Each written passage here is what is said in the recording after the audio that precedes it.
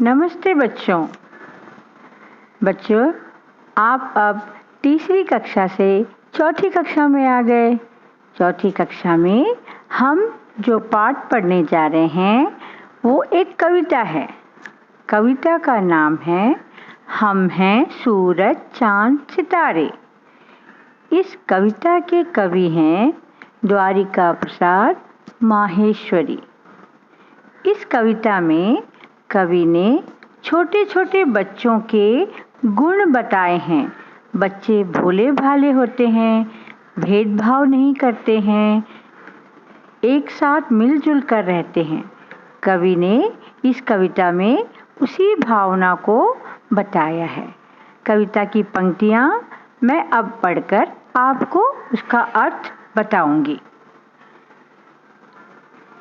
हम हैं सूरज चांद सितारे, हम नन्हे नन्हे बालक हैं, जैसे नन्हे नन्हे रजकन, लेकिन हम नन्हे रजकन ही हैं विशाल पर्वत बन जाते। हम हैं सूरज चांद सितारे। इसका अर्थ है बच्चे अपनी तुलना चांद सितारे और सूरज से कर रहे हैं। सूरज सबको समान प्रकाश देता है, चांद शीतलता देता है और तारे हमेशा मिलजुल कर रहते हैं।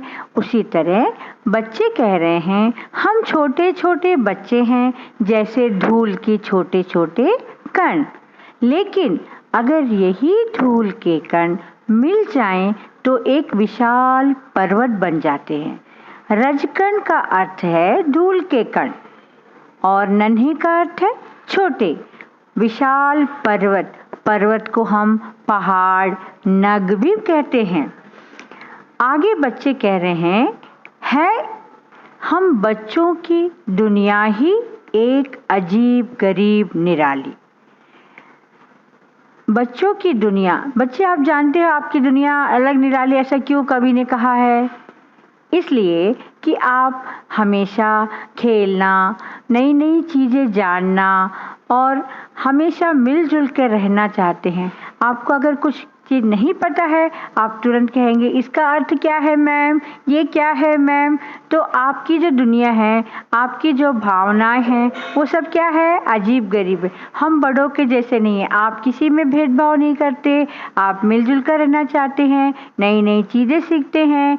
आपको जैसे कहानियाँ, परियों की कहानियाँ पसंद है, बाहर खेलना पसंद है। तो वह इसीलिए कवि ने यहाँ लिखा है कि हम बच्चों की दुनिया जो है अजीब गरीब निराली और अनोखी है। समझ में आया बच्चों? अब मैं कविता की पंक्तियाँ पढ़ूंगी, आप मेरे साथ दोहराएंगे, ठीक है? हम हैं सूरज चांद सितारे, हम नन्हे नन्हे बालक हैं, जैसे नन्हे नन्हे रजकण, लेकिन हम नन्हे रजकण ही हैं विशाल पर्वत बन जाते हैं। हम बच्चों की दुनिया ही एक अजीब गरीब निराली।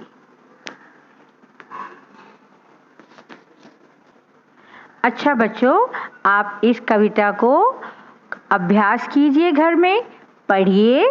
आपको अगर कुछ समझ में नहीं आए तो आप पूछिए, मैं आपको उसका अर्थ बताऊंगी और आप अपना रिकॉर्ड करके भेजिए। ये आपका होमवर्क है। कविता की इन 7 पंक्तियों को आपको कंठस्थ करना है। धन्यवाद।